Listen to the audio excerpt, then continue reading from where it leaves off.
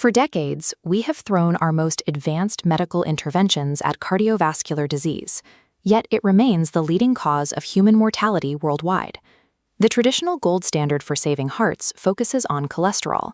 By deploying intensive lipid-lowering therapies, physicians aim to clear out circulating apolipoprotein B and physically shrink the atherosclerotic plaques clogging the arteries. But driving down lipid levels leaves a specific, dangerous variable untouched: residual risk. Even with low cholesterol, the arterial wall can remain highly inflamed, with immune cells actively destabilizing the vessel. Statins do very little to stop this specific inflammatory burden. Fighting cholesterol alone leaves a massive, unaddressed vulnerability right inside the cardiovascular system. The modern clinical approach shifted abruptly with the introduction of incretin-based metabolic therapies. Drugs famous for treating diabetes and obesity began demonstrating dramatic reductions in major adverse cardiovascular events. The initial medical assumption was straightforward. These patients were shedding up to 15% of their body weight over several years. Less physical mass naturally reduces the mechanical burden on the heart. Then the SELECT trial revealed a profound anomaly.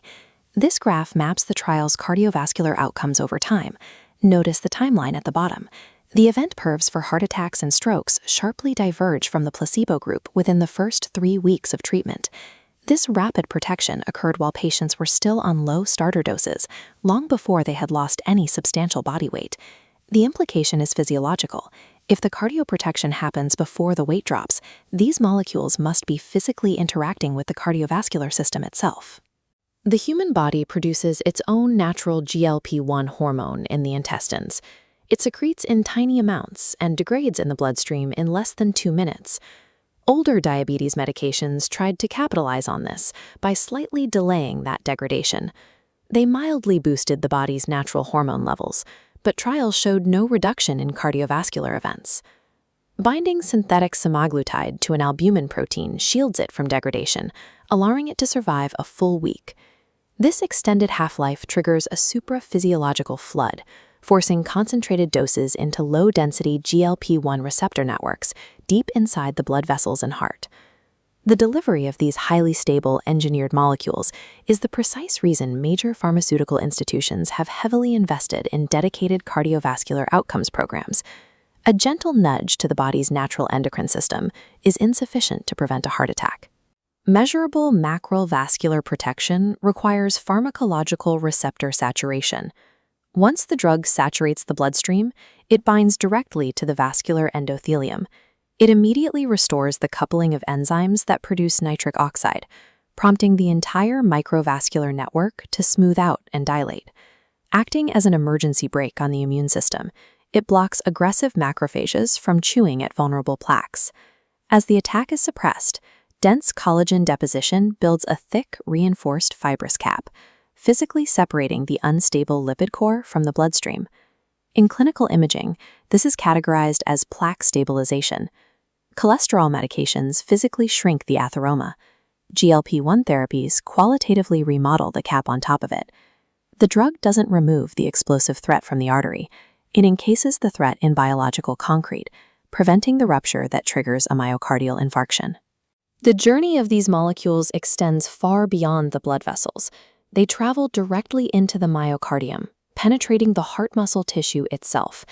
Under high ischemic stress, GLP-1 receptor activation alters how the heart tissue feeds itself.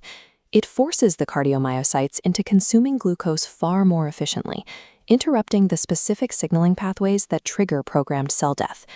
This direct myocardial shielding explains the results of the SUMMIT and STEP-HFpEF trials, where treated obese patients saw cardiovascular death and worsening heart failure plummet by nearly 40%. The mechanism tracks all the way to the nephrons in the kidneys. Data from the FLOW trial confirms the drug inhibits sodium-hydrogen exchangers, forcing the body to excrete sodium, lower internal pressure, and preserve renal function.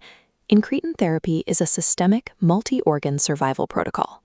It simultaneously stabilizes the vascular wall, optimizes the myocardium, and protects the renal network. The clinical focus is now aimed at dual-action molecules, like tirzepatide, which target both GIP and GLP-1 receptors. The SURPASS-CVOT trial pitted this new class directly against older GLP-1 medications. This bar chart displays the comparative results. The dual-action drug drove greater weight loss and steeper reductions in blood sugar. Yet the third bar, macrovascular protection, registers as a modest gain. This points to the saturation hypothesis. Once vascular receptors are stabilized, further metabolic improvements yield diminishing returns for the actual arteries. Isolating the next biological pathway to break through this cardioprotective ceiling is the immediate frontier for major clinical research institutions. We may be reaching the protective limits of this specific receptor network, but the baseline it establishes permanently alters the modern clinical framework. At the macro level, cardiologists are officially fighting a two-front war. Traditional lipid-lowering therapies remain the foundation of cardiovascular medicine, mandatory for removing the apolipoprotein B that drives new atherogenesis. Incretin therapies act as the second front. They deploy down a separate biological axis to neutralize the residual inflammatory and metabolic vulnerabilities statins leave untouched.